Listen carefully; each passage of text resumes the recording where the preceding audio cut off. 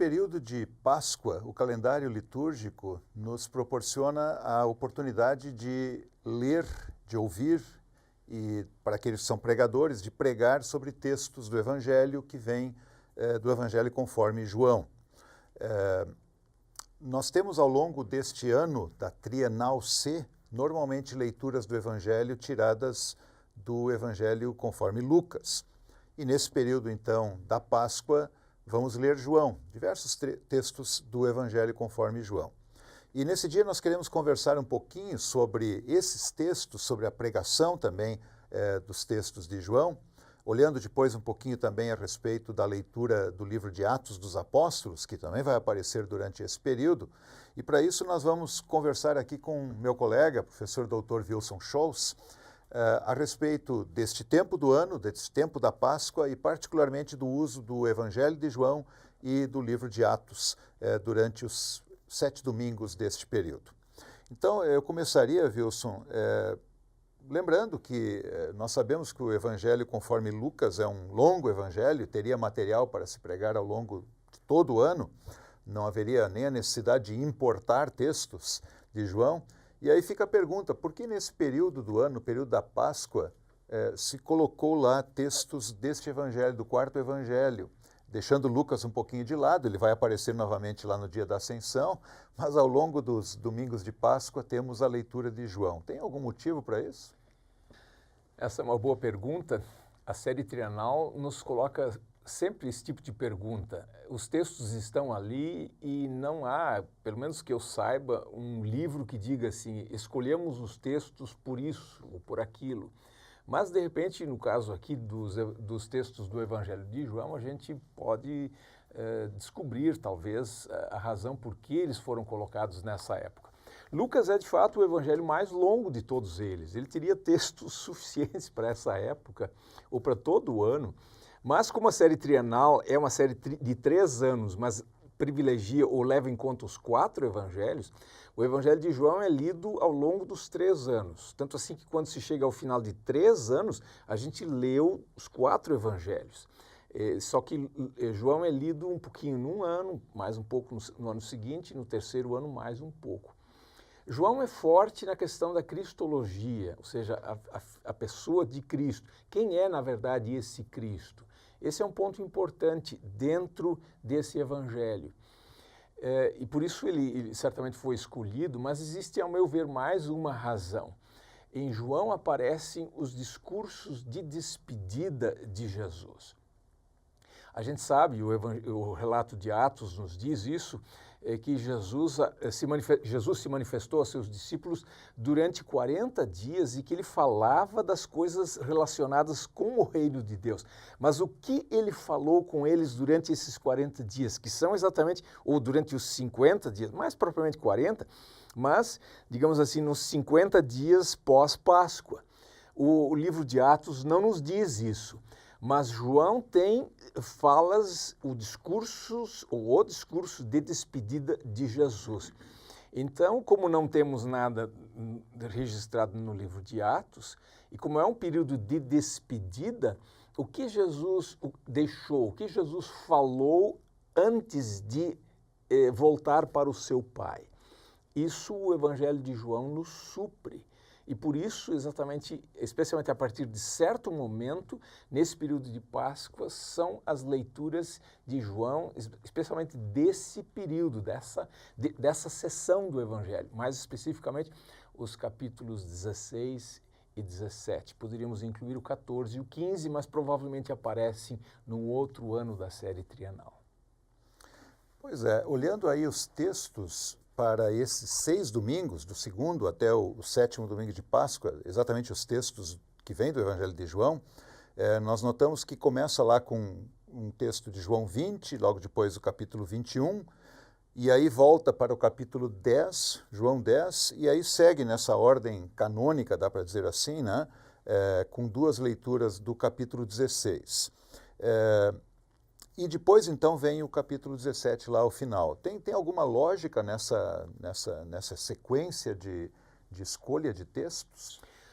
Como é um período de transição, que é o prolongamento da Páscoa, E, ao mesmo tempo, a antecipação do Pentecostes, eu vejo que existem dois momentos, embora seja todo um período só, são os domingos de Páscoa. Mas as primeiras duas leituras, ou as primeiras três, digamos assim, primeiro o domingo de Páscoa, o segundo domingo de Páscoa, o terceiro domingo de Páscoa, nos fazem como que olhar para trás, ou ainda estão conectados com a Páscoa. Você tem o assim chamado Domingo de São Tomé, né, que é João 20, essa é a mesma leitura todos os anos na série trienal. Depois você tem no terceiro domingo João 21, que é mais uma manifestação de Jesus aos seus discípulos junto ao mar de Tiberíades. Depois vem uma leitura de João 10, e essa parte final que está escolhida, João 10, 22 a 30, essa é propriamente a parte que fala de Jesus, o bom pastor. As Bíblias às vezes colocam lá no começo de João 10, Jesus, o bom pastor. Não, lá o texto apenas fala do pastor das ovelhas. Jesus se identifica como pastor mais adiante. Esse texto é um texto tradicional nesse período da Páscoa, é o antigo domingo do Misericórdias Domini, as misericórdias do Senhor, que era o início do introito daquele domingo, que é o domingo do bom pastor. Então a série trienal me parece que conseguiu pegar um pedacinho de cada um desses textos, pedacinho desse texto, colocando um pouco em cada um desses 3 anos. E esse então é um tema clássico desse período. E é claro, o Cristo ressuscitado é o pastor das suas ovelhas, o pastor da sua igreja. A partir daí, nós já olhamos para frente na direção do Pentecostes ou da Ascensão, mais propriamente, com a despedida de Jesus. E aí temos então 2 textos de João 16, num deles, ou propriamente nos 2, Jesus aparece como aquele que vence o mundo, os seus discípulos estão no mundo, eles não são do mundo, eles são enviados para o mundo, mas Jesus garante, eu venci o mundo. Nesse sentido, os textos são importantes e depois se olha ainda mais para frente, já focalizando a ascensão e o pós-ascensão com o Pentecostes. Pois é, antes do final desse período da Páscoa, nós temos o dia da Ascensão. E a pergunta seria, aquele último texto que temos no período da Páscoa, tirado de João, que é do capítulo 17, teria algum motivo especial para esse texto estar ali logo depois da Ascensão? Algo mudou agora com esse texto que foi escolhido do Evangelho para o domingo após a Ascensão, o último domingo de Páscoa? O capítulo 17 de João é a assim chamada oração sacerdotal de Jesus.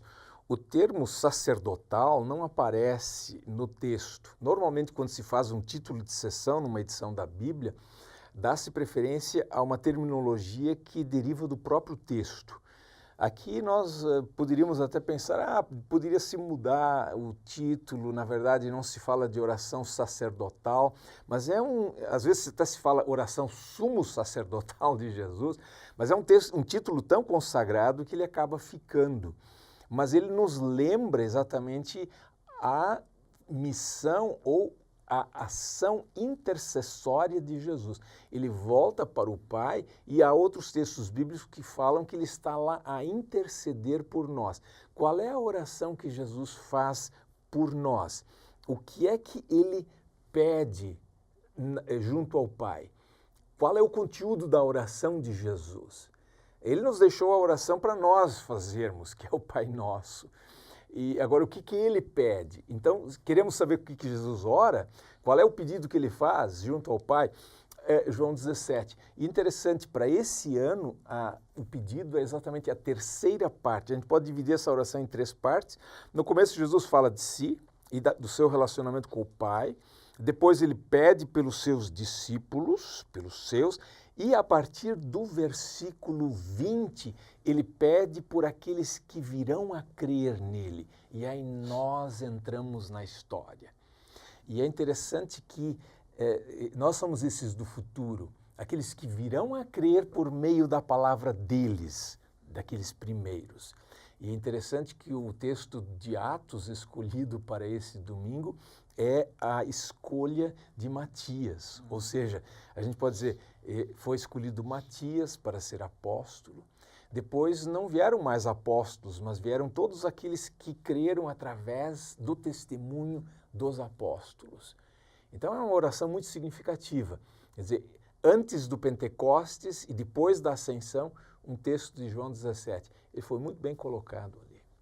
Bom, com isso nós tivemos aí um belo quadro do uso de João neste período do ano. Como nós vimos com o professor Wilson, João vai aparecer bastante nesses 3 anos da trienal, e aqui nós temos pelo menos 6 textos bíblicos que são muito ricos no seu conteúdo e que darão um bom material para reflexão e para pregação. Agora, mudando um pouquinho, nesse período do ano tem um outro aspecto que chama muita atenção. O Antigo Testamento tem um material tão rico e abundante que, claro que haveria textos para todos os domingos do ano e sobraria texto. No entanto, por algum motivo, ao invés de leituras do Antigo Testamento, neste período do ano da Páscoa, nós temos leituras do livro de Atos dos Apóstolos. E aí a pergunta, Wilson, seria, tem um motivo para isso, né? Por que substituir os livros do Antigo Testamento exatamente pelo livro de Atos dos Apóstolos? Essa pergunta é muito boa e é pertinente. E nesse tempo do ano, então, nós não temos a leitura do Antigo Testamento, mas nós temos a primeira leitura. A primeira leitura é do livro de Atos. Atos não entra nem na categoria de evangelho, nem de epístola. Então, ele está fora desse pacote. Por isso, de certa forma, é a única chance, uma grande chance de Atos nesse período. Como Atos diz no início que é aquilo que Jesus continuou a fazer,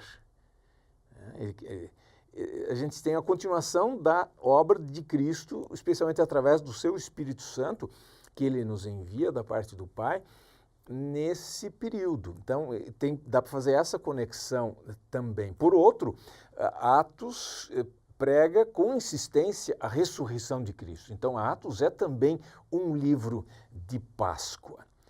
Eu fiz um rápido estudo, dei uma rápida olhada na maneira como esses textos estão coordenados, como eles se casam, porque a primeira leitura, o Antigo Testamento, quando é o Antigo Testamento, essa leitura sempre é escolhida em função da temática do Evangelho. Será que isso se confirma no caso aqui de Atos dos Apóstolos? Rapidinho, por exemplo, terceiro domingo de Páscoa, João 21, 1 a 14, podendo se estender até 19. A gente podia dizer a restauração de Pedro. O texto de Atos é Atos 9. Um outro apóstolo é chamado Saulo, Paulo.